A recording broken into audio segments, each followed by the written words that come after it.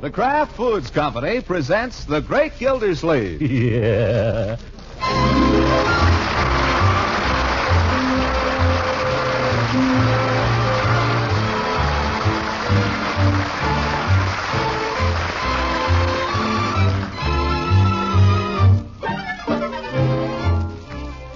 It's The Great Gildersleeve, starring Harold Perry, brought to you by the Kraft Foods Company, makers of a complete line of famous quality food products. Good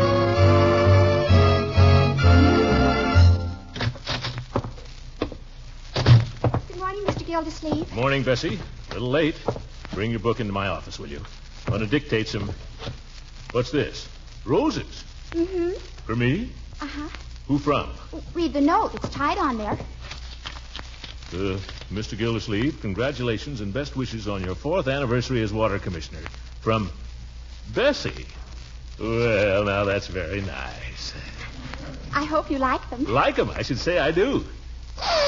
By George. Is it really 4 years? 4 years today. 4 years. You know, Bessie, if anyone had told me 4 years ago that I was going to be a water commissioner, I'd have said they were crazy. They would have been, too. How did you ever come to go into the water business, Mr. Gildersleeve? That's a fair question. Just fate, I guess, Bessie. Just fate. Fate. What a plumber. You know, if things had been different, Bessie, I might have been a singer. Or even possibly an actor. What's so funny? I've done acting in my time. Right here in Summerfield, too. Really? I can't imagine you. You can't imagine me what? I can't imagine you, kissing people. Yeah. There are other things to acting besides kissing, Bessie. This part called for very little kissing, as a matter of fact. Unfortunately. It was something Marjorie got me into, my niece. She was mixed up with a little theater group here one year. A character named Bruce Fairfield was running it. I don't remember how I ever got sucked into it, but the first thing you know, they had me doing everything, including playing the leading role. Why, Mr. Gildersleeve. Think I couldn't do it, do you? Well, that's what a lot of people thought. I'll never forget the time Mr. Peavy first got wind of it. Sit down, Bessie. You'll love this. Yes, sir? I'll never forget. I walked in there to Peavy's one morning and I had a...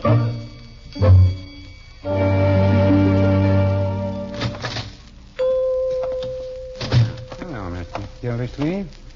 Good morning, Peavy. Good morning, good morning, good morning. What have you got there, Mr. Gildersleeve? Got some posters. Just had them printed up. Gonna let you have one for your front window. Well, that's real nice. If I can get this darn string... There. I suppose you saw the story in this morning's papers.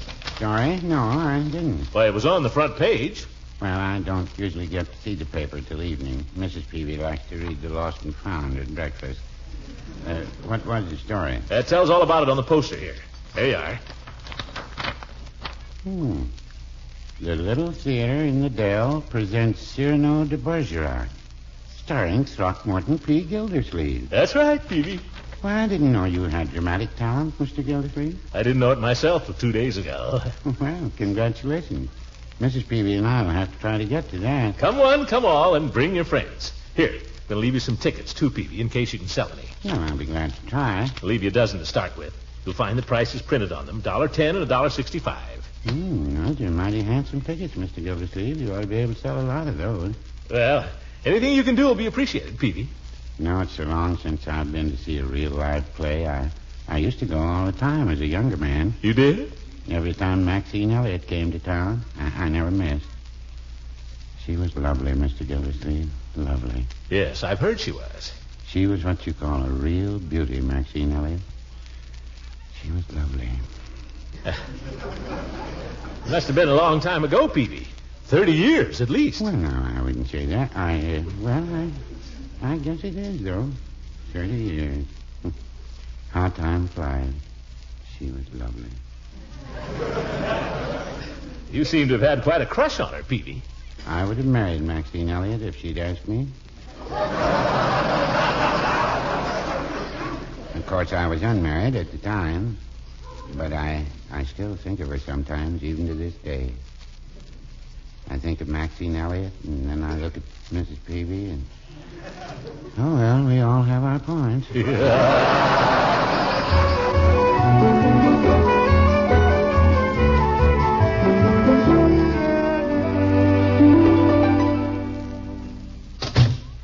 Well, but hey, Mr. Gildersleeve, the famous actor. Oh, hello, Floyd. I guess you heard. Yeah, I read it in the paper. What'll it be, a haircut? No, I'm on my way home. I just stopped in to leave you one of these posters. Oh, thanks. You don't think I need a haircut, do you, Floyd? Well, I got the judge coming in a few minutes. Guess you'll keep a couple of days. Mustache looks a little ragged, though. You might just give it a little trim. Oh, sure. Climb up in the chair there. Well, we're having our first rehearsal this evening, Floyd. That's so? Say, what kind of a play is this, Cyrano, Mr. Gildersleeve? It's a love story, Floyd. Greatest love story ever told on the stage. Oh? Say, guess those actors in those love scenes, guess they do plenty of schmoozing now, Mr. Gildersleeve? I don't know what you're talking about, Floyd. Oh, yes, you do. Well, you still haven't told me what the play's about. Well, tell the truth, I haven't had time to read it yet, Floyd. Been so busy with getting the tickets printed and getting the posters out and one thing and another. Oh, here's the judge. Sorry, I'm a bit late, Floyd. Well, Romeo. Oh, shut up. Be right with you, Judge. Just giving Mr. Gildersleeve's mustache a little trim. Trim it pretty, Floyd. Trim it pretty. He's a matinee idol now, you know. The old goat. Tell him to keep his remarks to himself, Floyd. Our friend seems to be getting a trifle temperamental these days, but I suppose you have to expect that of an actor. Who's this Bruce Fairfield, Gildy? He's the director. You ever heard of this play they're doing, Judge? Mr. Gildersleeve tells me you don't even know what the play's about. I didn't say that, Floyd. I said Cyrano? Why, it's a classic. Every school child knows Cyrano. And for all my joshing, it's a play that is really very well suited to our friend here. That's more like it, Judge. I can see why Mr. Fairfield chose Gildersleeve for the part. Well, that's funny. I never would have thought of me as the type. The story, Floyd, is about a man so homely. In fact, so repulsive in appearance that no woman would ever look at him. Oh, you mean like the Phantom of the Opera? Floyd, let me out of this chair. Yes, sir. Now, Gildy. Hooker, is that true, what you just said? So help me, Gildy. That's the story of the play. Well, I'm going to do a little checking up. And if you're right, Yes? I'll kill that Bruce Fairfield.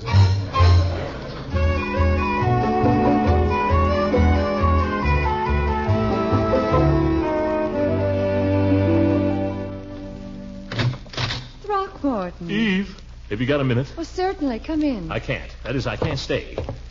I've got to get down to rehearsal. We're having our first reading of the play tonight.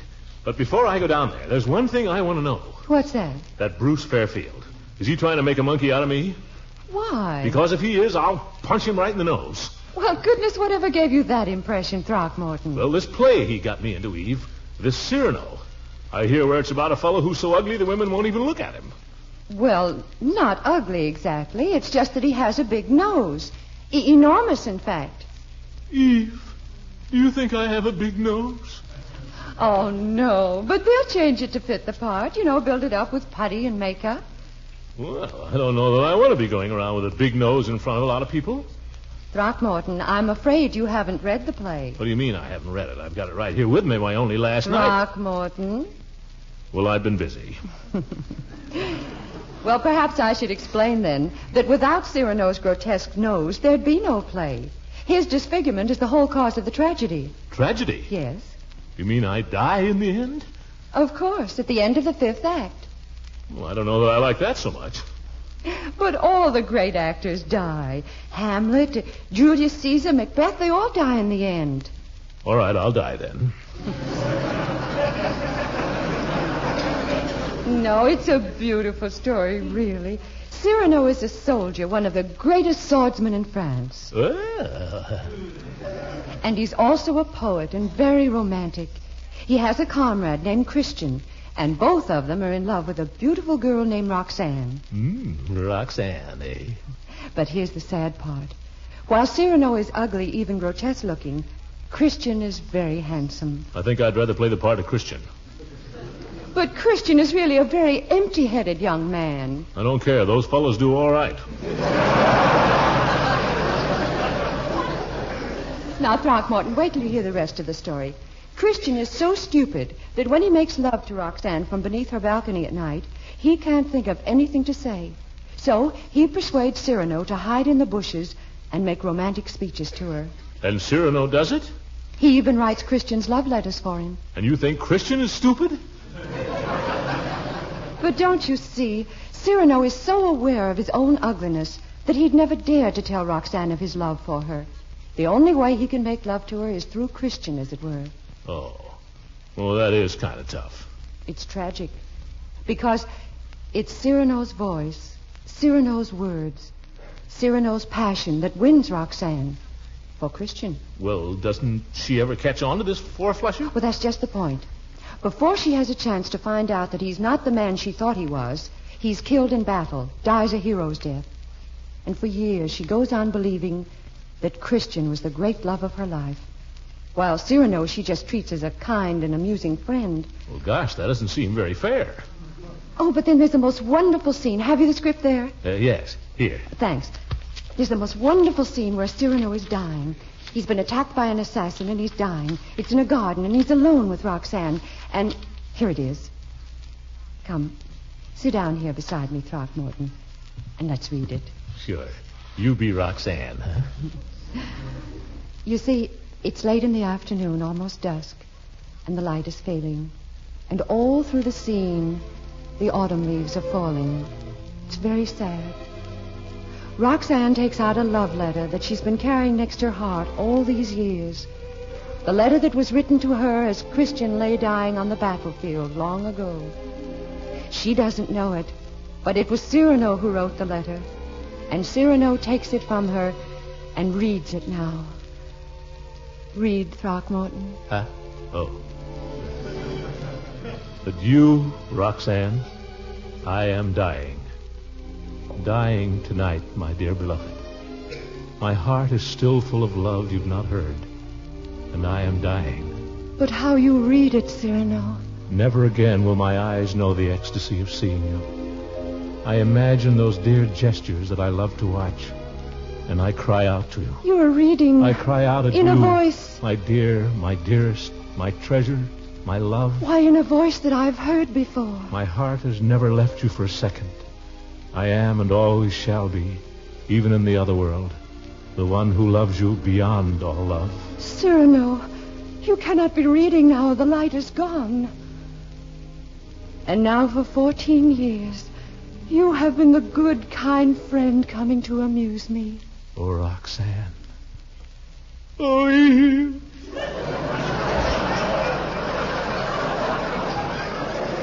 Why, Throckmorton. I can't help it. It's so sad.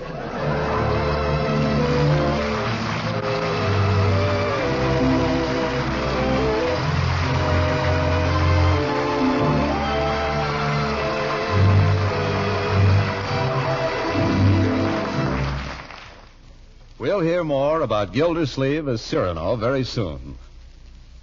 Mr. Lang, since we've been having this general shortage of spreads for bread, I've become an even bigger booster for parquet margarine. Well, I'm certainly glad to hear that. Tell us more. You see, I've served parquet for years, but during this shortage, I've sometimes had to buy other brands. I never realized there could be so much difference in the flavor and quality of spreads. Now I know why our family likes parquet the best.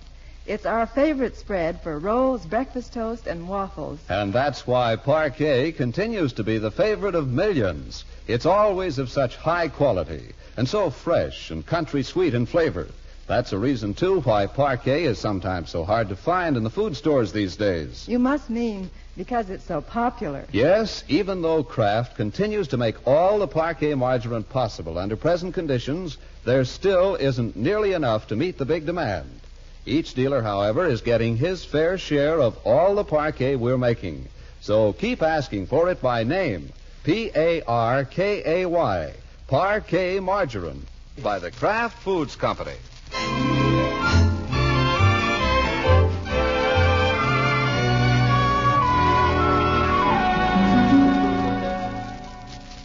Well, Bessie, there may have been better productions of Cyrano, although I never saw one. There never was one that had so many directors. What does a director do, Mr. Gildersleeve? Director? He just sits around and bosses everybody. Doesn't do anything, actually. Oh, just like in the movies. Exactly, yeah. But my trouble was I had so many amateur directors. Everybody around the house was telling me how to read my lines, including Bertie. Marjorie was busy rehearsing a play for the following week, but she wasn't too busy to put her 2 cents worth in.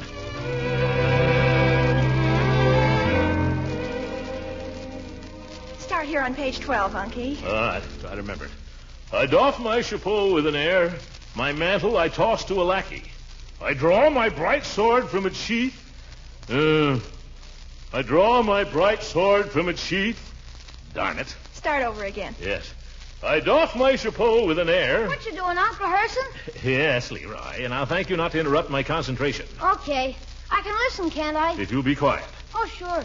I doff my chapeau with an air. Would you mind telling me what the story's about? Oh, for heaven's sake, Leroy, I've told you 1,000 times it's about a man named Cyrano. In this scene, he's fighting a duel. Now be quiet. Okay. Are you going to do the fighting on the stage? Certainly. Mr. Fairfield showed me all about fencing. Bruce is a beautiful fencer. Yeah, one more lesson and I'll be able to cut his head off. What's the duel about, Unc? Well, this fellow insulted Cyrano. How? He, makes fun of Cyrano's nose. That's very funny. It's not very funny. Nothing funny about it. It's psychological. Cyrano thinks he has a big nose. He's very sensitive about it. I don't get it. Why does Cyrano think he has a big nose? Because he has. Leroy, I can't possibly learn this part if you're talking all the time. Why don't you go out and play? Nobody to play with. We'll call up Piggy and ask him to play with you. He has a cold. His mother won't let him out. Then call up somebody else. Only for heaven's sake, leave me alone. I'll call Piggy. All right. Now, let's see. I doff my chapeau with an air. My mantle I toss to a lackey. I draw my bright sword from its sheath. Hello, Piggy. This is Leroy. Hello, Piggy. Hi, George. I might as well try to rehearse in a boiler factory. Can you come over, Pig? Gosh, Uncle Mort, I might as well be rehearsing my play. Oh, Marjorie, tonight's my dress rehearsal, and your play doesn't go on till next week. We can have lots of fun over here, Pig. Can't you sneak out? None of that, Leroy. Now, I've got some difficult scenes, too, but nobody helps me. Let's do Cyrano, Marjorie. Did you hear Uncle Mort's going to be in a show, Pig? Yeah, he's going to be an actor. You better not let him hear you say that. What did he say, Leroy? All right, do your old play. I'm going to rehearse mine. Fleetwood, there's something I must know. I've got to know it, or I simply can't go on. Gildersleeve, you got any special desires for dinner? Dinner? Yes, Bertie. I want to have it somewhere far, far away. Oh, you mean you're going out? No, I'm just speaking figuratively. I don't know what the story's about exactly. A Cary Grant part? No, it's more like Jimmy Durante. What? Leroy, terminate the conversation. But, Unc, he can't come over. I thought we could have a little chat. We'll have no chats. I doff my... Oh, if you only knew how I've lain awake night after night. Miss Marjorie, what's the matter with you? Night after night, my pillow was wet with tears. You poor child. I doff my chapeau with an air. My mantle I toss to a lackey. I draw my bright sword from its sheath. I think my uncle is wacky. Leroy!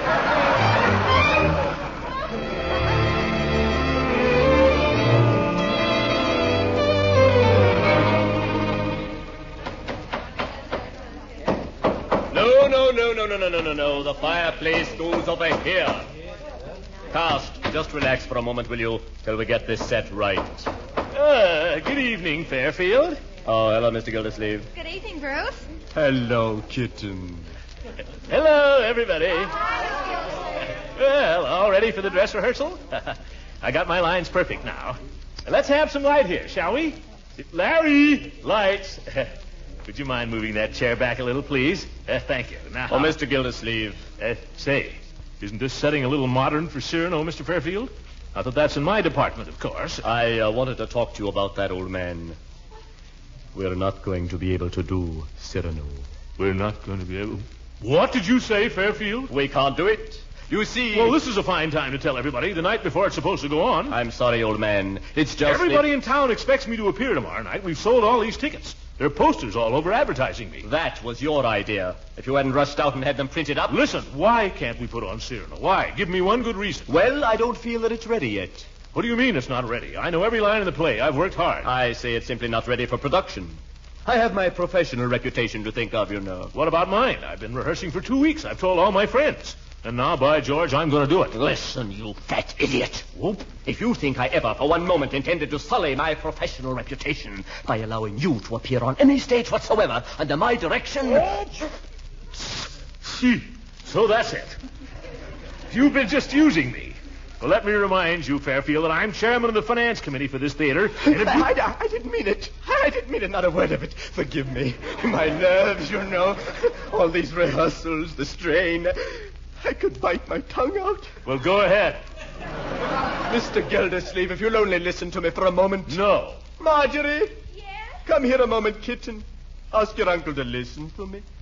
I don't understand, Uncle Mort. What's going on? Well, this weasel... I'm merely suggesting that we defer Cyrano until our second production. Oh? That's it. Cyrano will be our second production. Now, what I propose to do, with your uncle's permission, of course, is to put on Delicate Adventure tomorrow night. My play? We've been rehearsing it for a month. It's in much better shape than Cyrano. What do you say, Mr. Gildersleeve? You knew you were going to do this all the time. Yeah, well, let me put it this way. It's a chance for Marjorie. She plays the lead.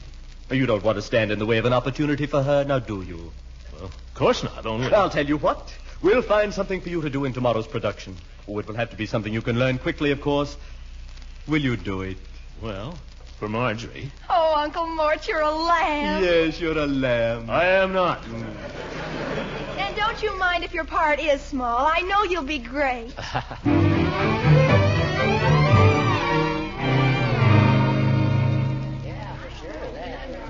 Here we are, Leela. G, 10, and 12. Oh, my, these are lovely seats, Horace. Well, we don't want to miss any of Gildersleeve's artistry. Oh, Horace, hush. Here's a program. Can't tell the hams without a program. Horace.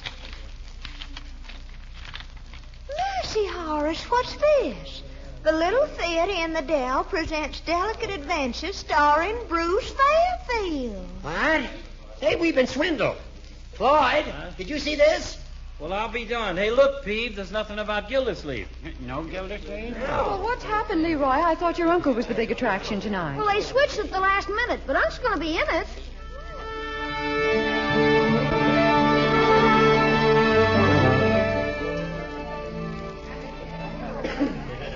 Lower that backdrop. Okay. Little more.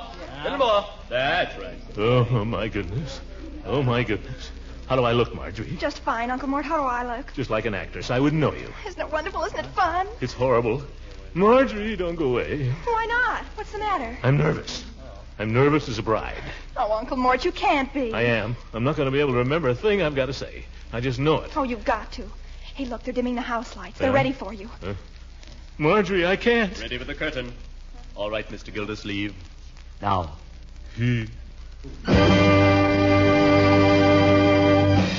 Go ahead, Uncle Mort. You'll be all right when you get out there. Well, here I go. Good luck.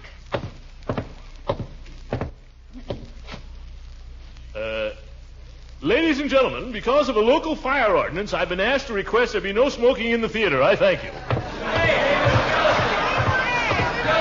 you going? We want Cyrano. We want Gildersleeve. We want... Oh, Uncle Mort, how can we go on? This is awful. Gildersleeve, you'll have to go out and quiet them. They're your friends, evidently. Well, I'll do what I can, Fairfield. We want Gildersleeve. We want Cyrano. All right, folks. Hey, quiet, please. Quiet, quiet. That's my ball. Leroy.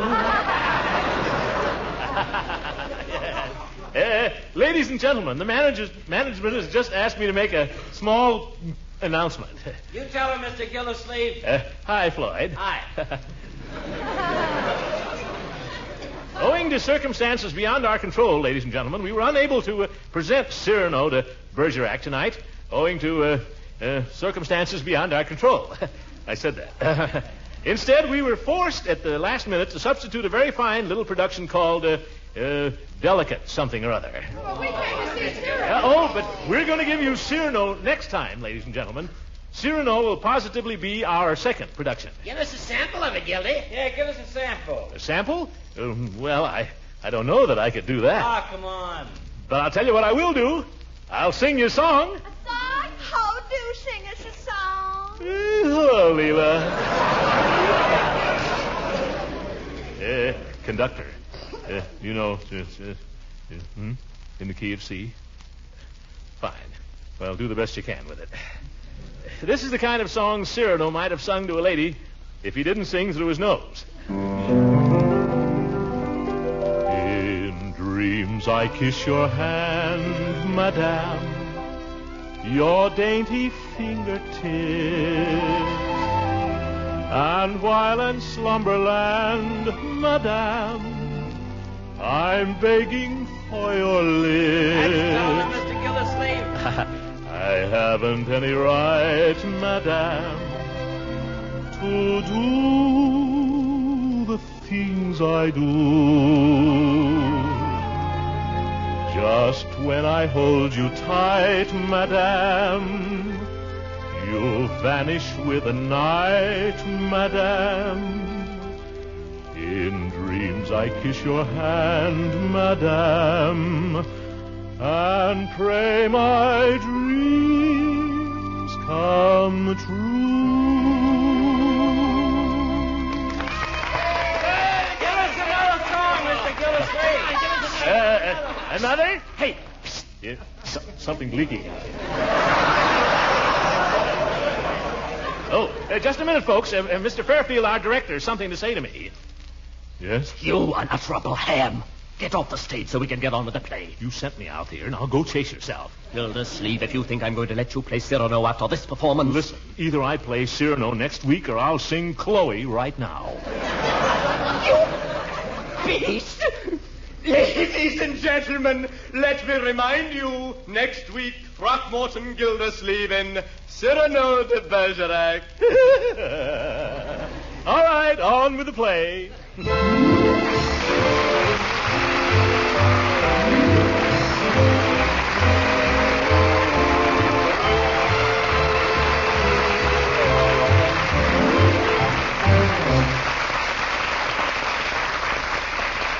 The great Gildersleeve will return in just a minute. Right now, during this time when all spreads for bread are scarce, a name that's especially welcome in food stores from coast to coast is Parquet. Delicious, flavor-fresh Parquet margarine. Whenever your food dealer can supply you, you'll find that Parquet is the same fine quality as always. Country sweet in flavor, rich in food energy, and with 15,000 units of important vitamin A in every pound. The Kraft Foods Company is maintaining the high quality that has made Parquet a favorite of millions, and we're continuing to produce all the Parquet we possibly can. Our only regret is that there's not more available at present to meet every family's complete needs.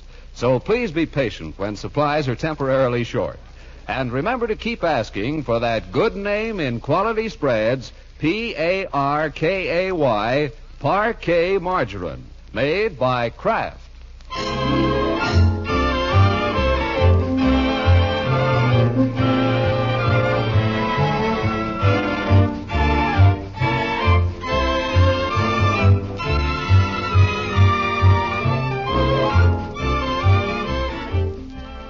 Every now and then, the great Gildersleeve has an adventure which you folks seem to enjoy so much that you tell us we'd like to hear it again. So we're devoting these last weeks of our season to recalling some of the great man's early escapades. That's right. We'll have another one next week, so be sure to listen in. Good night, folks.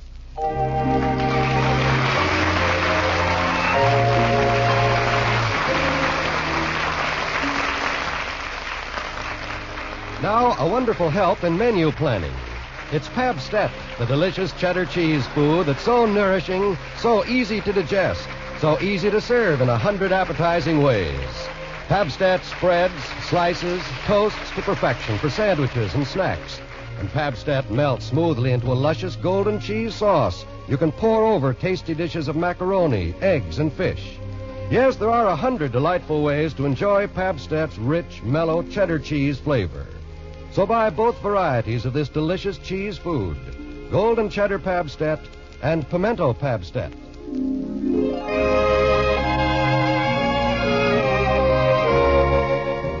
This is NBC, the National Broadcasting Company.